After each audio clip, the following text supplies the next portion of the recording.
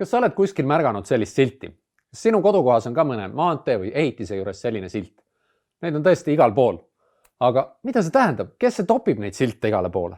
See silt tähendab muidugi seda, et see maantee või ehitis või see video on valminud Euroopa Liidu toetusel. Aga kus see raha üldse tuleb? Ja mis see Euroopa Liit üldse on? Kuidas ta toimib? Ja mis kasu meie sellest saame? Sellest tulebki siin videos juttu.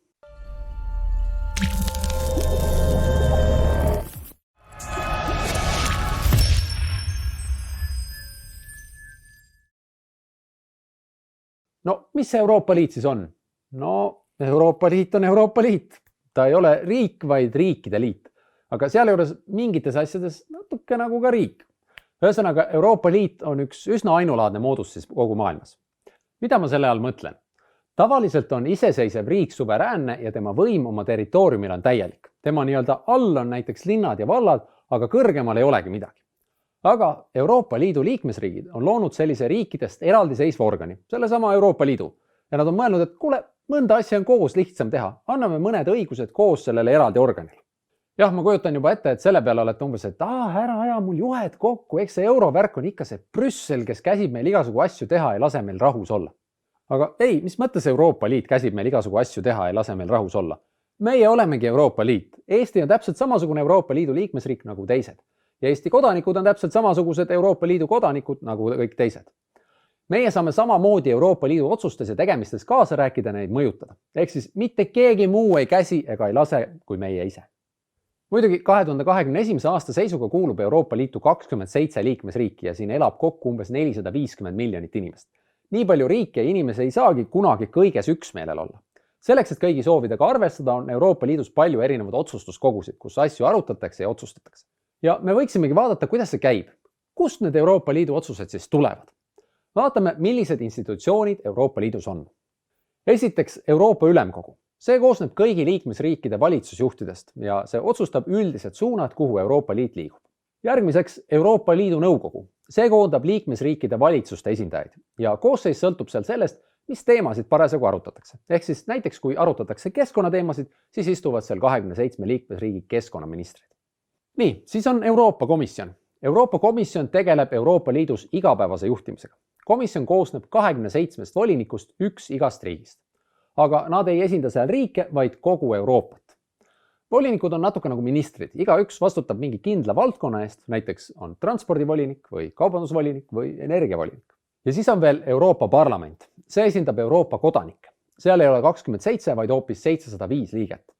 Ja kõik Euroopa Liidu valimisõiguslikud kodanikud valivad need Euroopa Parlamendi valimistel. Ja 705-st 7 valitakse Eestist. Euroopa Parlament otsustab Euroopa Komisjoni ettepanekute üle koos Ülemkogu ja Nõukoguga. See on siis väga lühike ülevaade sellest, kuidas Euroopa Liit toimib.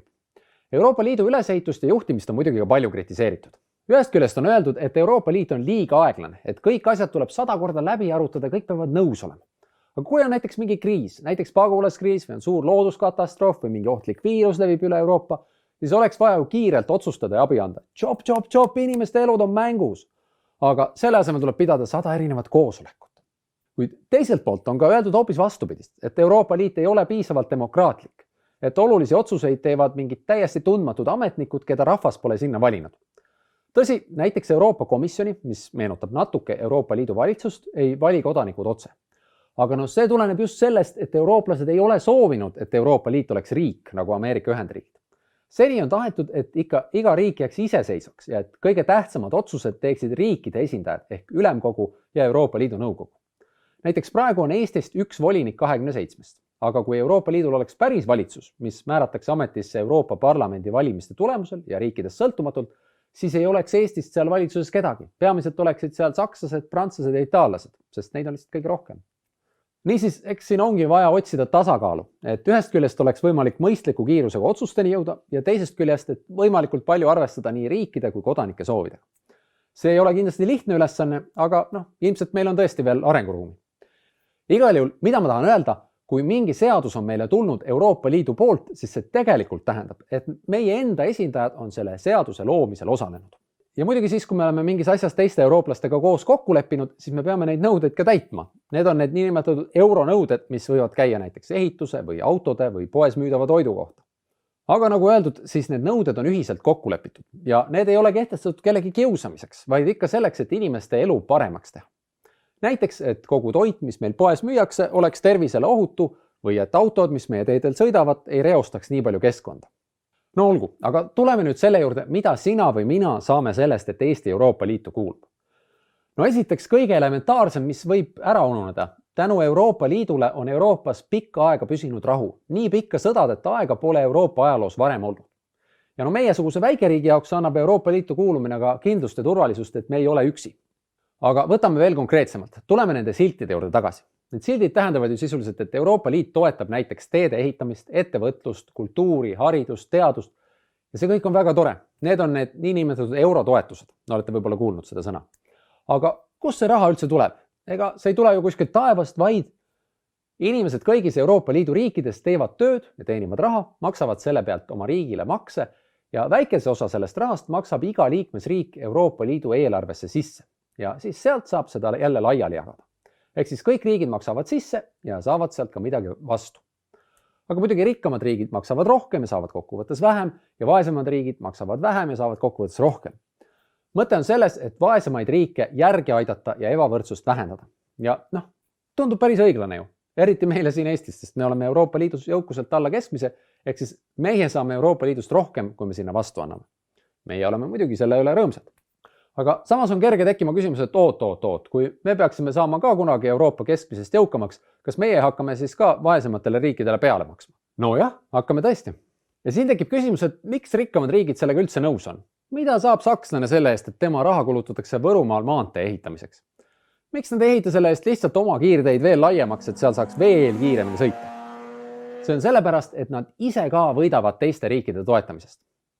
Siin tuleb mängu see, et jõukuse hulk maailmas või Euroopas ei ole muutumatu. Et see ei ole nagu näiteks see vesi siin, et seda on alati ühe palju ja saab ainult ühest klaasist teise valada või ühest riigist teise tõsta. Kui riigid omavahel kauplevad, siis nad saavad mõlemad rikkamaks. Kui Euroopa Liidu rahadega ehitatakse Võrumaale uus maantee, siis see aitab kaasa Võrumaa ja Eesti majanduse arengule. Ettevõtjad saavad paremini kaupu vedada, inimesed saavad tööl käia ja nii edasi. Aga ühtlasi on Eesti ju Euroopa Liidu siseturu osa. Rikkamate riikide ettevõtted saavad paremini siia oma kaupu ja teenuseid pakkuda ja Võrumaa ettevõtjad saavad paremini mujale oma kaupu ja teenuseid pakkuda. Ja lõpuks võidavad sellest kõik, me kõik saame sellest jõukamaks. Olgu, ühesõnaga Euroopa Liit aitab meie majandusel areneda. Aga mida veel Euroopa Liidust kasu on? No see, et me saame vabalt liikuda. Kui sa oled mõne Euroopa Liidu liikmesriigi kodanik, siis sa oled ühtlasi Euroopa Liidu kodanik. Ja seega, kui sa saad täisealiseks ja tunned, et tahaks minna näiteks Soome või Hispaaniasse või Iirimaale või Horvaatiasse, kas siis elama või õppima või tööle, siis sa võid seda vabalt teha. Samas näiteks selleks, et minna Venemaale või Hiinasse ainuüksi reisile, peab sul olema viisa, rääkimata sellest, et sinna tööle ja elama minek on palju keerulisem.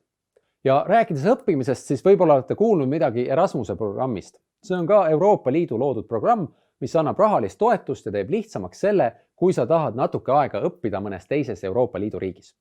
Ja ükskõik, kas sa viibid mujal Euroopas reisil või sa õpid või sa töötad, kui sa jääd seal haigeks või satud õnnetusse, siis Euroopa Liidus on õnneks asjad korraldatud nii, et sa saad sealset riiklikku arstiabi samadel tingimustel nagu selle riigi kodanikud. Või kui sa reisid Euroopast väljaspool mõnes kauges riigis, kus Eestil ei ole saatkonda, aga sul on abi vaja, siis kuna sa oled Euroopa Liidu kodanik, siis sa saad pöörduda ka ükskõik millise muu Euroopa Liidu liikmesriigi saatkonda ja saada sealt abi. Nii et tänu sellele, et mul on siin passi peal Euroopa Liit, et ma olen Euroopa Liidu kodanik, on maailm mulle valla. Et minna ja avastada ja siis muidugi tagasi tulla. Aga nüüd on aeg see teema kokku võtta. Esiteks, Euroopa Liit on riikide liit, kuhu kuulub 27 liikmesriiki, sealhulgas ka Eesti. Teiseks, Euroopa Liidus tehtavad otsused põhinevad aruteludel ja kokkulepetel, kus püütakse arvestada kõigi liikmesriikide ja nende kodanike huvidega. Selleks on Euroopa Liidus mitu otsustuskogu, millel on igaühel oma roll. Kolmandaks, Euroopa Liidu Ülemkogu ja Euroopa Liidu Nõukogu esindavad liikmesriike, Euroopa Komisjon Euroopa Liitu tervikuna ning Euroopa Parlament esindab Euroopa kodanikke. Neljandaks, koos õigusega otsustamises kaasa rääkida on igal liikmesriigil kohustus Euroopa Liidus ühiselt kokkulepitud nõudeid täita. Viiendaks, Euroopa Liiduga kaasneb ka palju võimalusi. Rahu, turvalisus, majandusareng ja vaba liikumine. Aitäh vaatamast! Kui sulle see video meeldis ja tahad selliseid rohkem näha, siis vajuta telli, otsi meid üles ka Facebookis ja Instagramis ja räägi meist kindlasti sõpradele, sugulastele ja tuttavatele. anna meile ka kindlasti teada, milliseid teemasid me sinu arvates järgmisena käsitleda võiksime. Praegu aga nägemist järgmise korrani.